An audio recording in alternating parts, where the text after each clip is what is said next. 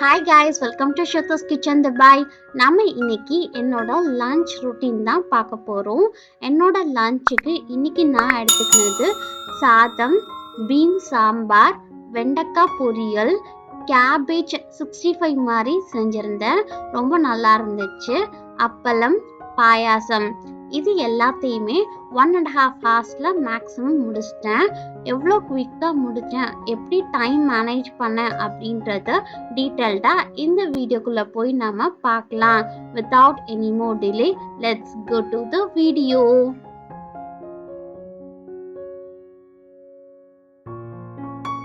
Lunch செய்யறதுக்கு first நான் சாதத்தை பெரிய குக்கர்ல வச்சுக்கிட்டேன். சாம்பார் செய்யறதுக்கு சின்ன குக்கர்ல பருப்பு வேக வச்சிருக்கேன். இது ரெண்டும் வெந்துட்டு இருக்க டைம்ல நான் காய்கறிகளை கட் பண்ணி எடுத்துக்குவேன். இந்த மாதிரி டைமை கால்குலேட் பண்ணி செஞ்சீங்க அப்படின்னா ரொம்ப குயிக்காவே நம்ம செஞ்சு முடிச்சிடலாம். சாம்பாருக்கு புளி ஊற போடணும், அதையும் நம்ம செஞ்சு வச்சுக்கலாம். ஃப்ரிட்ஜ்ல இருந்து காய்கறிகளை எடுத்து வச்சுட்டு காய்கறிகளை சூப்பரா கட் பண்ணி வச்சுக்கோங்க.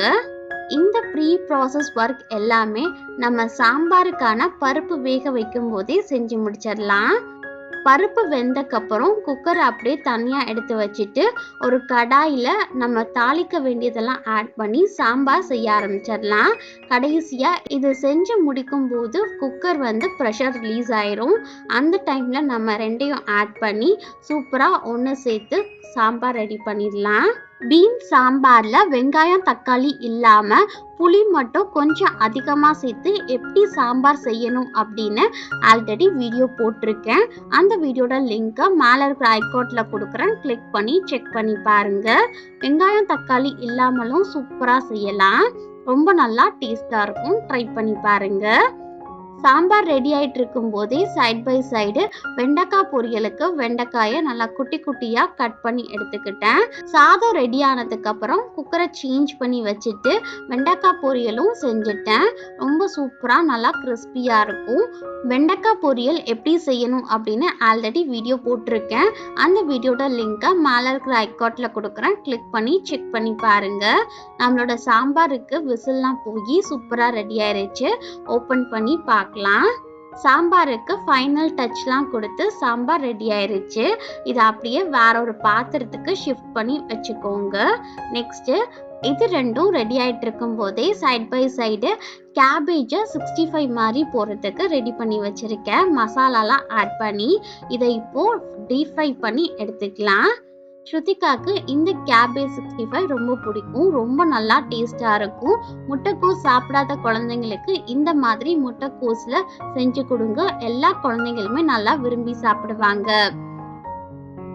கேபேஜ் 65க்கான ரெசிபி மேல இருக்கிற ஐகார்ட்ல கொடுக்குறேன், கிளிக் பண்ணி செக் பண்ணி பார்த்துக்கோங்க.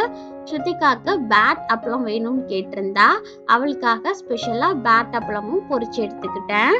அவ்வளோதான். பாயாசம் மட்டும்தான் ரெடி பண்ணணும். பருப்பு பாயாசத்தை இப்பதான் ஃபர்ஸ்ட் டைம் செய்ய போறேன். அப்படியே நம்ம வீடியோவா ஷூட் பண்ணிடலாம்னு சொல்லிட்டு ரெசிபிக்கான வீடியோவா ஷூட் பண்ணியிருந்தேன்.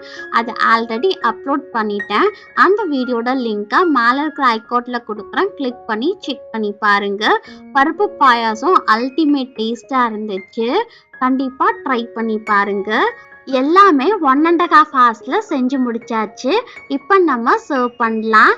பிளேட்ல சுட சுட சாதம், பீன் சாம்பார், வெங்காயம் தக்காளி சேர்க்காம செஞ்சிருக்கேன். ரொம்ப சூப்பரா நல்லா டேஸ்டா இருக்கும். வெண்டைக்காய் பொரியல், கேபேஜ் 65, அப்பளம், பாசிப்பருப்பு பாயாசம் எல்லாமே ரெடி ஆயிருச்சு. வாங்க சாப்பிடலாம். டைம் மேனேஜ்மெண்ட் அப்படின்றது ரொம்பவே முக்கியம். ரொம்ப குயிக்கா டைம் மேனேஜ் பண்ணி குக் பண்ணீங்க அப்படின்னா ரொம்ப சீக்கிரமா செஞ்சு முடிச்சிடலாம். ரொம்ப நல்லா டேஸ்டாவும் இருக்கும். உங்களுக்கு இந்த மெனு ஐட்டத்தோட காம்பினேஷன்ஸ்லாம் பிடிச்சிருக்கா அப்படின்றத கீழே இருக்கிற கமெண்ட் செக்ஷன்ல என் கூட ஷேர் பண்ணிக்கோங்க. இந்த வீடியோ உங்களுக்கு யூஸ்ஃபுல்லாக இருந்துச்சு அப்படின்னா shruthiskitchendubai அப்படின்ற யூடியூப் சேனலை சப்ஸ்கிரைப் பண்ணிக்கோங்க. பக்கத்தில் இருக்கிற பெல் பட்டனை கிளிக் பண்ணிக்கோங்க. ஆல் அப்படின்னு ஸ்பெசிஃபை பண்ணுங்க. அப்போதான் நான் போடுற எல்லா வீடியோஸுமே உங்களுக்கு நோட்டிஃபிகேஷனில் காமிக்கும்.